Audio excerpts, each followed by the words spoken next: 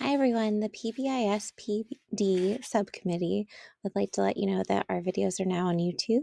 They can be found on the faculty handbook under the PBIS tab or using this bit.ly here. We felt like it was important to keep our videos housed all in one area so that they could be referred back to easily. This month's video is going to be about logical consequences.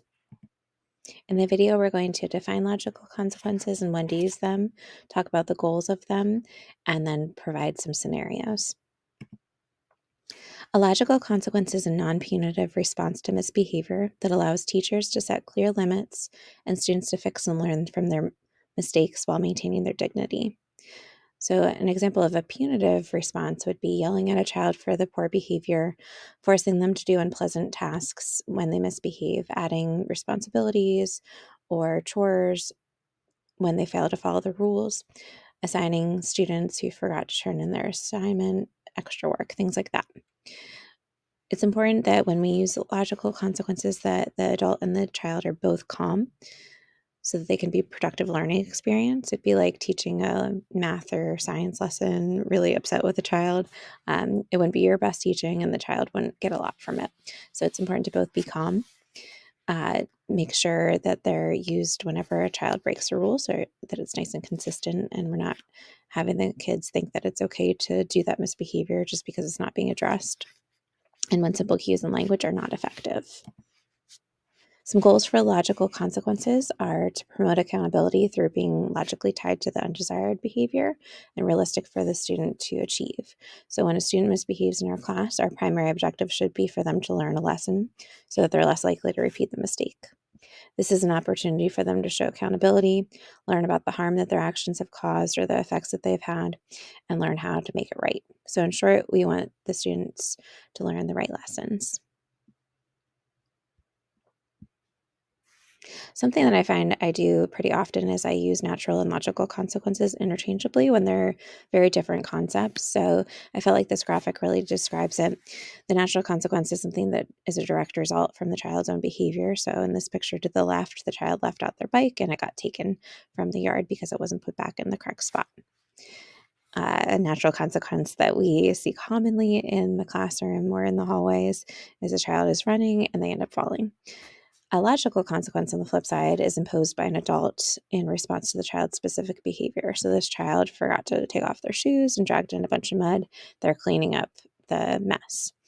A punitive response would be they have to clean up this mess and then they have a whole week of dishwashing chores to do. It's something like addition that doesn't really make sense to the situation.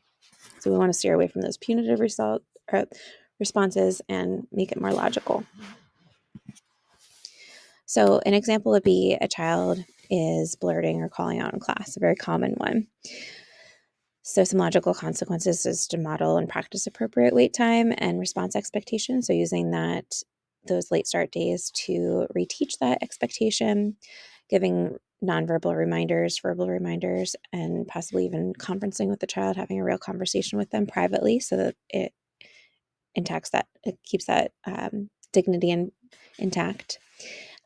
Or doing a blurt reflection, blurt box, blurt punch card if it's happening pretty often. So I even used Unifix cubes for kids that were doing it repeatedly, and then we would make a goal to have less the next day until we eventually could discontinue that. So it's specific to the blurting and the calling out, and it's not embarrassing them. Another one is that we see often is inattentiveness. So let's say that they're daydreaming, distracting others, or unable to remember an expectation. So again, those nonverbal cues, verbal cues, providing extra think time and support. So showing them what you expect for a response. This next one, people often think PBIS, we have to have all positives.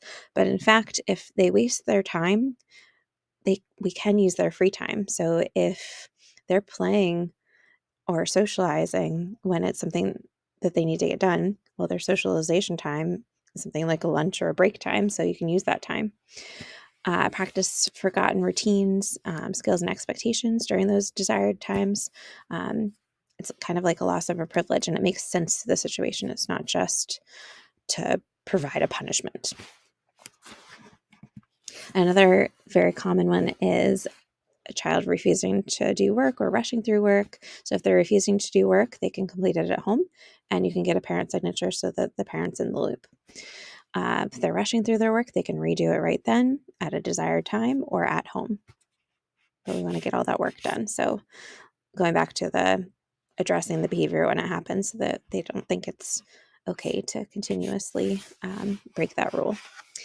Respecting boundaries. So we see a lot of kids having hands on each other or on their materials. So if they have hands on each other, providing them a template to do an apology letter, talk about why it's wrong and what they should do instead, would be an opportunity for a logical consequence. Or if they have hands on materials, move the student away from that other one after you've conferenced with the two.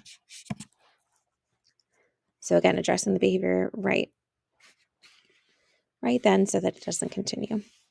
Refusal. So if they refuse to do work, remind the student that if they don't complete the work, they won't be able to take the break later, or the student will have to complete work during that break later.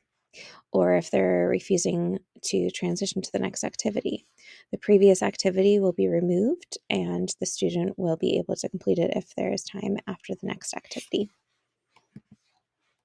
If there's inappropriate movement in the classroom, so let's say the student is wandering around the classroom during seat work, the student will be assigned to one area of the classroom during work. Student knocks work off another student's desk. The student will clean up the mess that they've made and get the student new work if needed.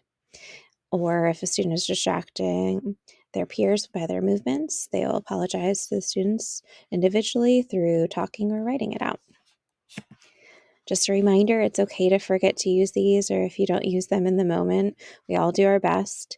It's just important that we calm down first so that we can handle the situation as a learning opportunity instead of something punitive. So we want to do these things when you are in a calm space too, and it's okay to step away and come back later and try again. We hope these work out nicely for you, and we'll see you in the next video.